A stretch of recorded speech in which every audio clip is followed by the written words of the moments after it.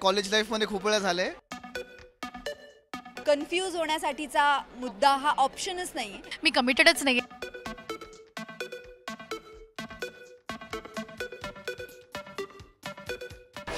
या मूवीची जी थीम आहे म्हणजे दोन मुली आणि एक मुलगा आणि त्याची कशी तारांबळ होते ते तुमच्या तिघांच्या ह्याच्यात खऱ्या लाईफमध्ये कधी घडलंय का? नका ना कशाला खूप झालं झालंय खूप वेळा झालंय. कॉलेज लाईफमध्ये खूप वेळा झालंय.